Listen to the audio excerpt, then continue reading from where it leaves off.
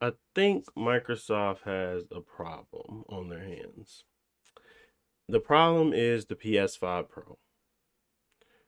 And I'm going to tell you kind of why I feel like the PS5 Pro is throwing a monkey wrench into what I thought was Microsoft's logic, as well as some of the things that are developing on Steam side as well. So, the PS5 Pro, for lack of better words, even if you think the price hike is crazy, if you think that it's not worth it, they are providing a more performative console, middle generation, as people are still continuing to build out their libraries.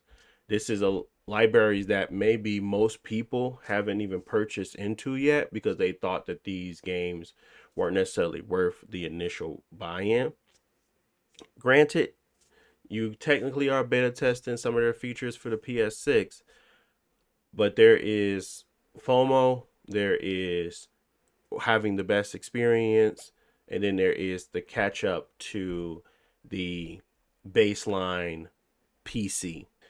There's a few things working in Sony's favor right now. And those three components are really the main ones. Everybody's gonna be playing GTA 6 soon. There is this ability they now have to market as if they are the most powerful console basically on the market and able to play this game regardless of if it even is a significant difference.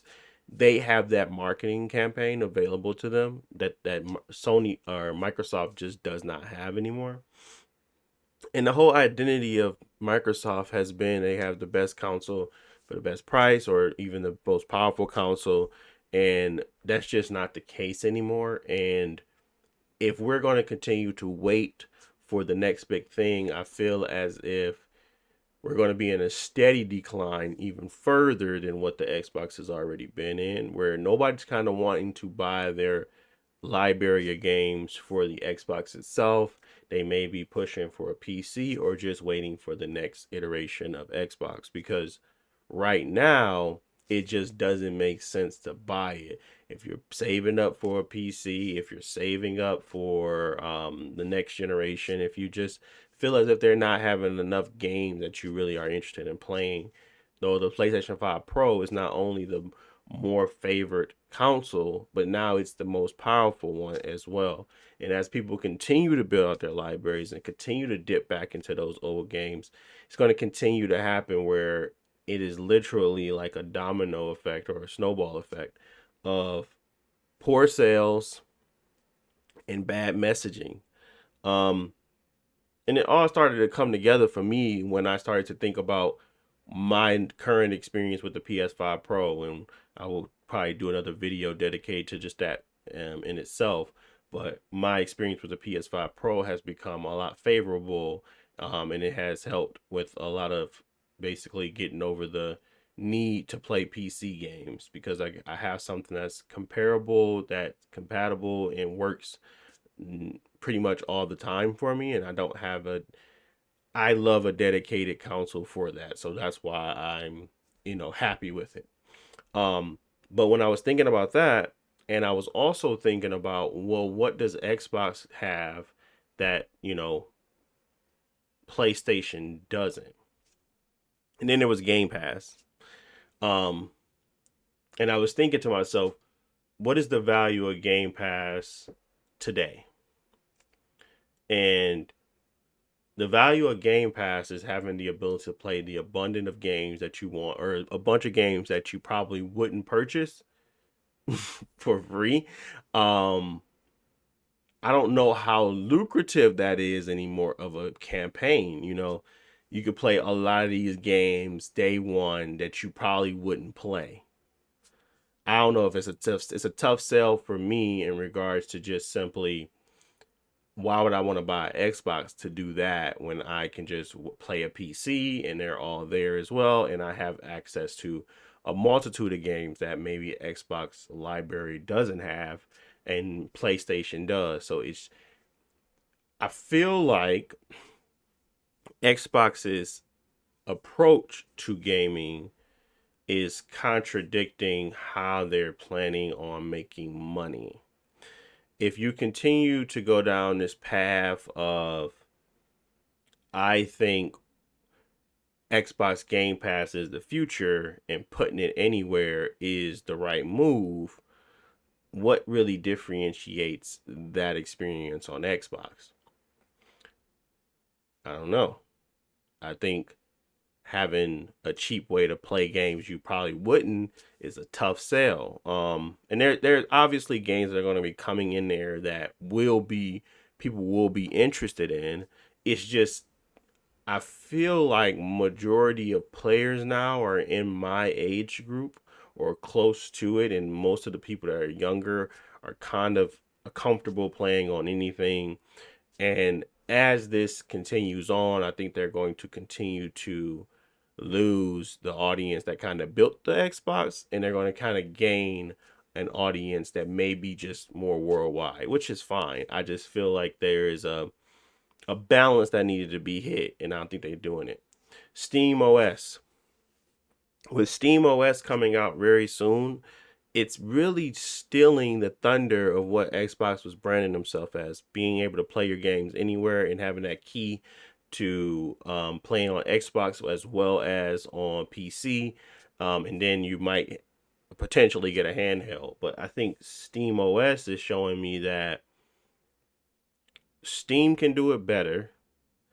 At least they can try to emulate it well enough to Windows, to create a space that people feel comfortable buying into, which people do feel comfortable with the Steam Deck.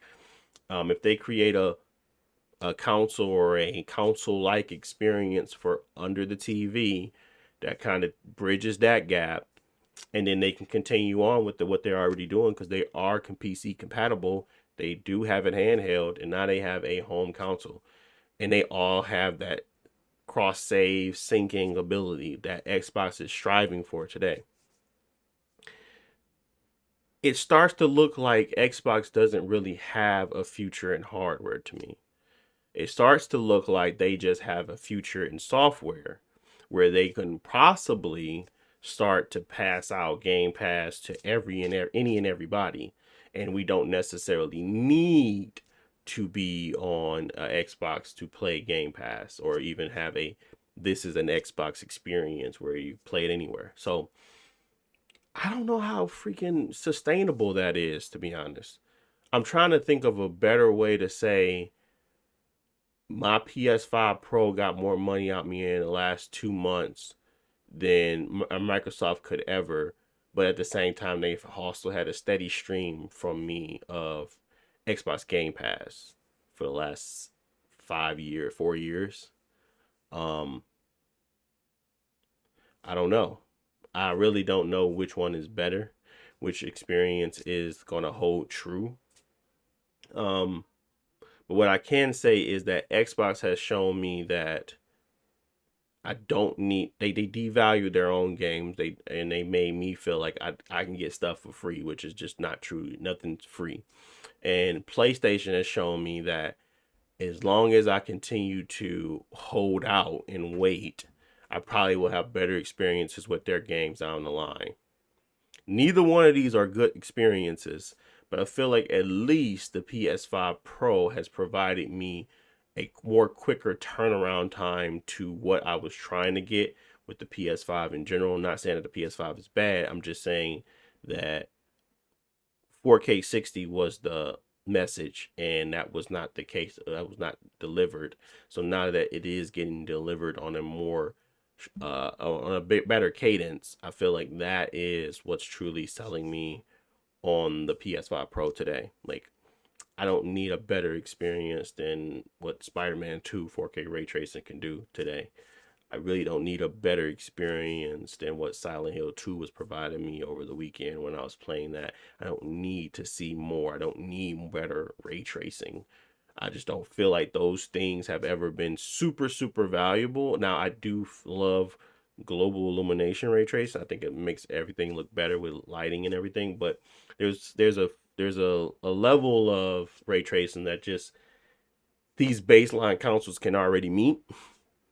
PS6 providing a little PS6 and PS5 Pro providing a little bit more of that is allowing me to feel comfortable with where Sony is going, I have no clue about Xbox. But that's pretty much it. I wanted to get you guys' thoughts. I wanted to put it out there and kind of talk to you guys about what their strategy should be, what it is at this point. It's very much so confusing. I feel like Microsoft has put themselves in a position now where they can make a lot of money with software. They just will not make any much money with the hardware. And maybe that was always going to be the case. I just feel like the branding losing the branding to that, like it's very hard to find physical games for Xbox at this point. Like there is a network of people that still want to buy physical. There's a network of people that still enjoy though that aspect of gaming, buying and selling things. And I feel like you're going to lose an entire market of people coming over from the PS4 and Xbox One generation because your current console is so far behind in the race. And as they continue to fall behind, it starts to become more and more dire for them to kind of give themselves in some type of steroid shot to get to boost them back up. And right now, I don't see it occurring for them anytime soon. I just don't. I feel like with the PS5 Pro now being an option out there for people that are looking for more high-end experiences, it's kind of like the Nvidia effect, where people have associated with power with this console simply due to the fact that it has a option out there that's even more powerful than the one they have. You know that feeling. That's where I'm seeing now. That was their identity. Xbox was until obviously the PS5 Pro came out, and now they don't have that tagline. So what can they do if they're waiting another 3 years while everybody is continuing to build their software, their consoles, and they're starting to build out their library of games and going back to the old catalog, and they play better on the PlayStation. It's a tough sell now. That's all I'm trying to get at.